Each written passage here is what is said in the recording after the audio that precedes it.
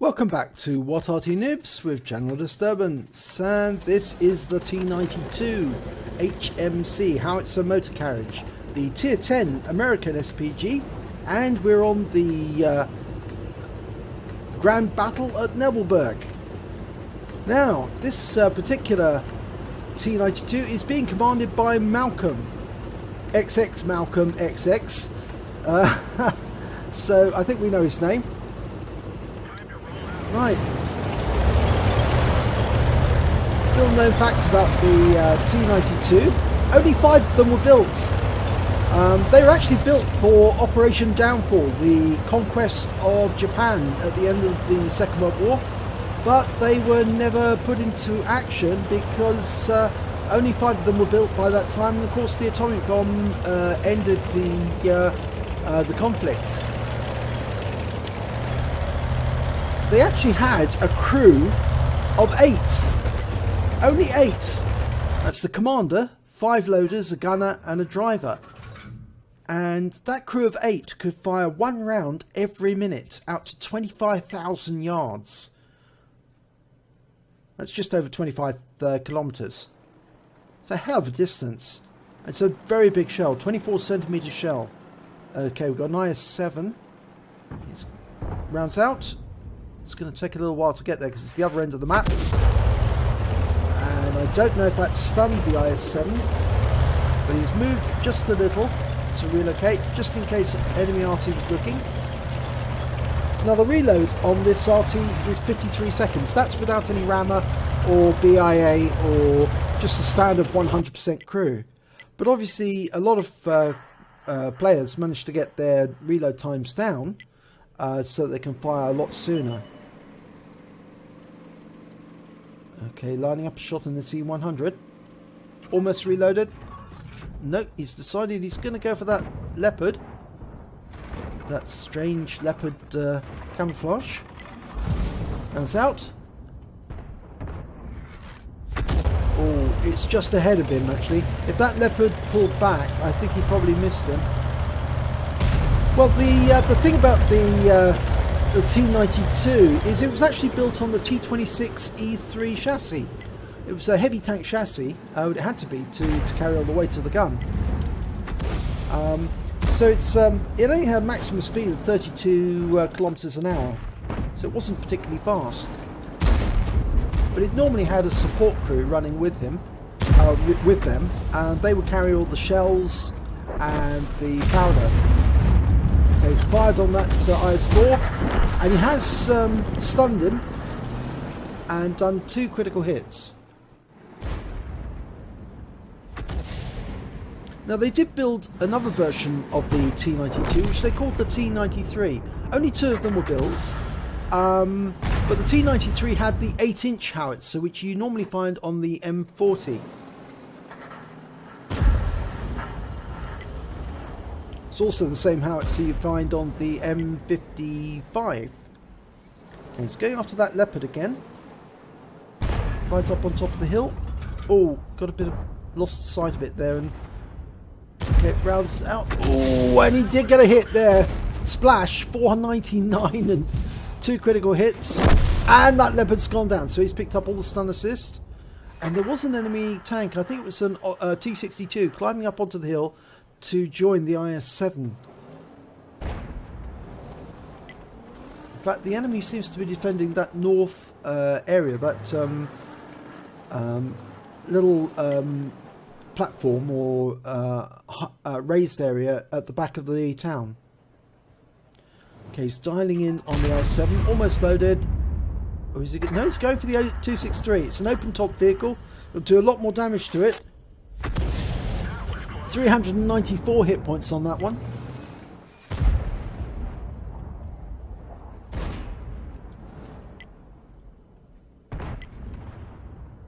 Okay, that IS-7's taking a lot of damage. And there are some of Malcolm's forces are actually going up onto the rise there, so maybe they'll be able to take out that T110E5. Oh, there's an IS-7 there as well. Okay, I wonder if he can fire a shell in at both of them. He might get a bombardier. Oh, he has got a Bombardier! He managed to put the shell between them, and he's taken both of them out. So his teammates that are climbing the hill to take on those two heavies, they're both dead. You don't need two chaps. You can go away and do something else. What a disappointment that must be for them. They were climbing up that hill thinking, oh, we'll get the T110E5. And that T110E5's been killed. But there's a Sheridan. Oh my God. He's manually aimed. The Sheridan's hit him for 439 hit points. Of course, the Sheridan's got a long reload now. He's dialed in and he fires shotgun. And he managed to stun the Sheridan and do a lot of damage. And the Sheridan was taken out. In fact, it looks like the Sheridan was taken out by the Guerrilla 15. So he's very happy about that, but obviously he has lost a lot of hit points. He's lost nearly 90% of his hit points from that hit by the Sheridan.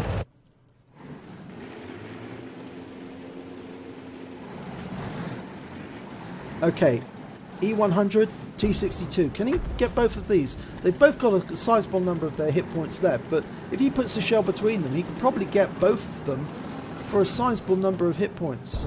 He's firing at the E100 first, and he does hit both of them, but not for their full amount of their health. Okay, he's relocated.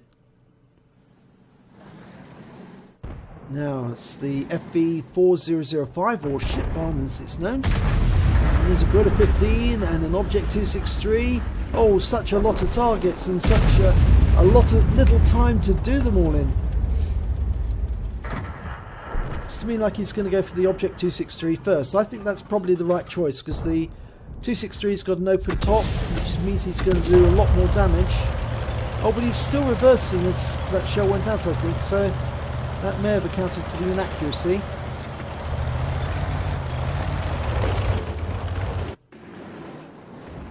Okay, scores are still fairly even. There's only two tanks in it. There's the T62 that was with the E100.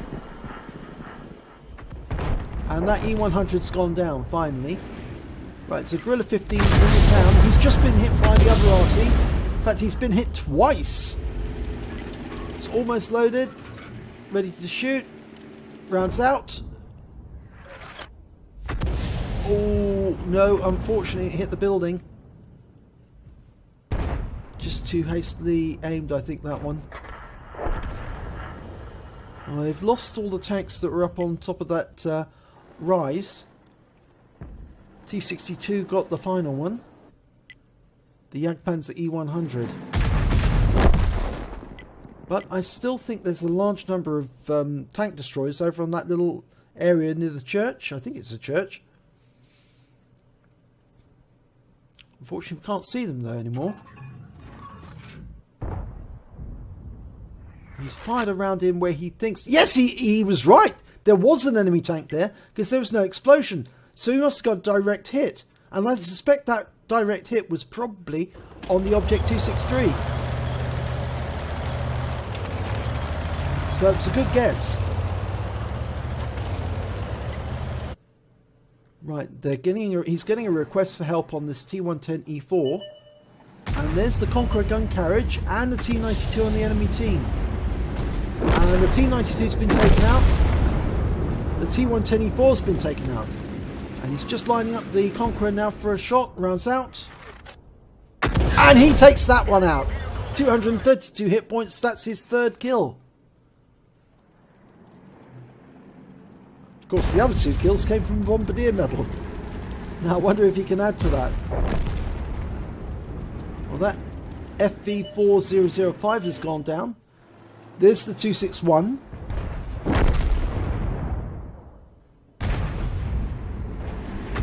There's a Guerrilla in the town. A Jaegeru. You could probably hit the Jaegeru. The Guerrilla's a little difficult to hit. Oh, the Jaegeru's been taken out, so he's got to go after the Guerrilla now. Unless he goes after the other one. No, it rounds out on the first Guerrilla. And he splashed him.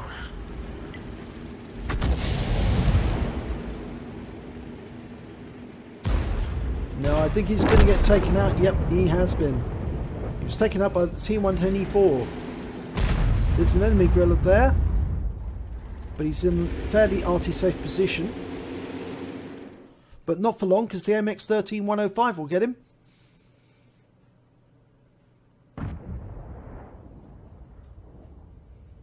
Now I suspect he thinks that that Object 261 is on the island.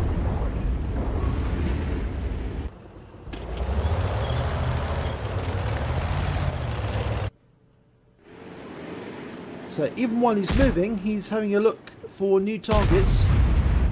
And he's stopped and he's dialing in on that griller.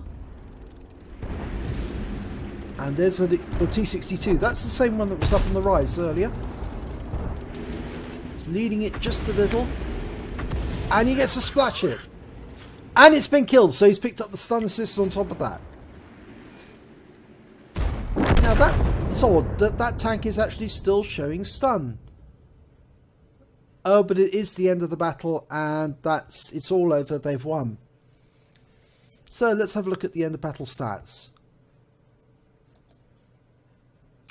Well, it was an ace tanker for Matthew in the, not Malcolm, do apologise, in the T92 HMC. He also picked up a bruiser medal for getting at least 5 critical hits, critical incapacitations or module damage. He picked up 22 in that battle.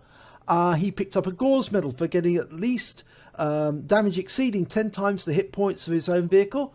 And he picked up a Confederate medal for getting hitting more of the enemy than anyone else on his team. At least 6 tanks who were subsequently destroyed by members of his team. On top of which he picked up the Bombardier when he took out that T110E5 and he took out the IS-7 at the same time. So he picked up 23 bonds in that battle. Wow, that's quite a lot. Let's have a look at the team scores. Well, he came second highest on damage with 4,056 hit points. He came third, or joint third, on number of kills with 3. And he came top on damage on base XP of 1,139.